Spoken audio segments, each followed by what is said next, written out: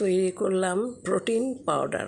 দেখো, বাড়িতে দোকান থেকে তো আমরা অনেক দাম দিয়ে প্রোটিন পাউডার অনেকেই কিনে খান।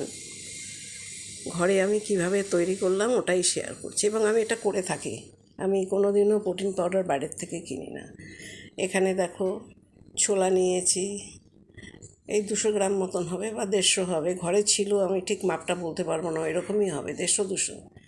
ছোলা ভাজা, এটা ভাজাই আছে। আর এখানে পেস্তা নিয়েছি 100 গ্রাম নিয়েছি, এখানে পেস্তা 100 গ্রাম। এই দেখো, তিলও 100 গ্রাম আছে, সাদা তিল নিয়েছি 100 গ্রাম। চিনেবাদামও 100 গ্রাম আছে নেওয়া, চিনেবাদামটাও ভাজা, মানে বাড়িতে ভেজে নিয়েছি। আলমন্ড আছে, আর আখরোট আছে, এগুলো আমার ঘরে ছিল সেইগুলো। কাজু বাদাম আছে 100 গ্রাম। এই দেখো, সবগুলোকে আমি নিয়ে নিয়েছি। এটাই আমরা সকালবেলা ব্রেকফাস্ট রোজই করি। হয়তো কোনো এক রবিবার হয়তো হলো না, নাহলে আমরা সোম থেকে শুক্র শনি পর্যন্ত এটাই খাই। একদিন হয়তো অন্য কিছু খেলাম রোববার করে। এই দেখো, এই সবগুলো আমি হালকা একটু ফ্রাইং প্যানে নেড়ে নেব, মিনিট 1.5 থেকে 2 মিনিট। একটু গরম করে নিলে মিক্সিতে গুঁড়ো করতে খুব সুবিধে, সেই জন্য ভালো করে মুছে টুছে নিয়েছি। দেখো, এবার আমি ফ্রাইং প্যান একদম হিট করে গরম করে নিয়েছি, নিয়ে একদম লো ফ্লেমে আছে কিন্তু। এবার আমি তিলটা দিয়ে দিলাম, দিয়ে আমি আলমন্ডটা দিয়ে দিলাম। এই দেখো, সব পরপর পরপর দিয়ে দিচ্ছি।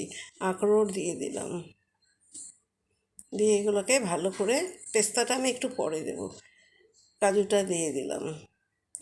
ঠিক 1.5 থেকে 2 মিনিট নাড়বো কিন্তু, আর হাই ফ্লেমে না, কেননা আমার পাত্রটা কিন্তু একদম গরম করা আছে, একদম লো ফ্লেম করে দিয়েছি, কারণ পুড়ে যেতে পারে।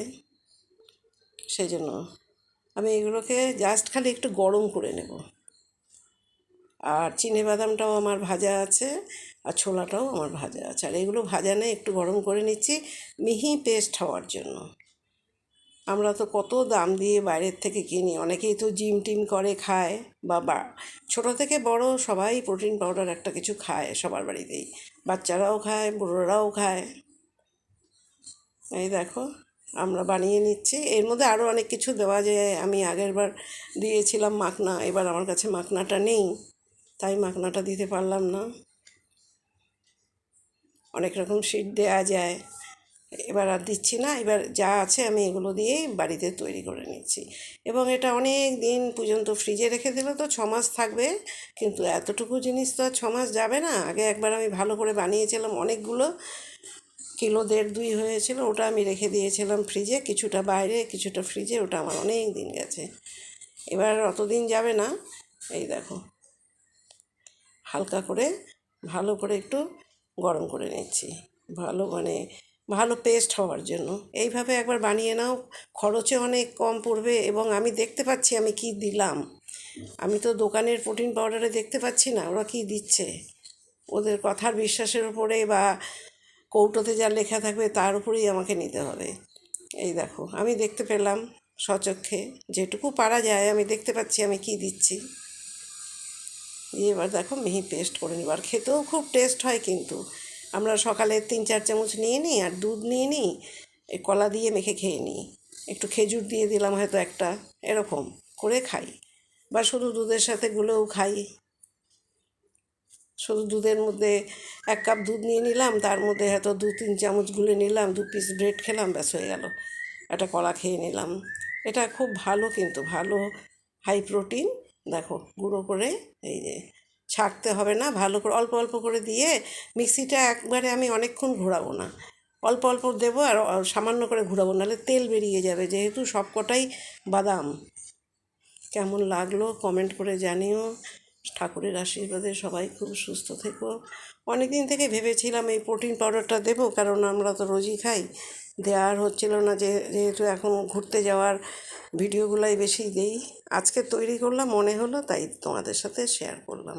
ভালো লাগলে একটা লাইক দিও, শেয়ার করো যদি ভালো লাগে তাহলে।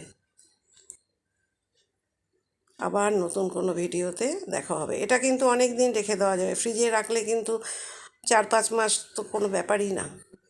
আর এটা চায়ের চামচের 3 চামচ 4 চামচ, তার বেশি না খেলেই আমরা তাই খাই আর কি, সেটাই বললাম।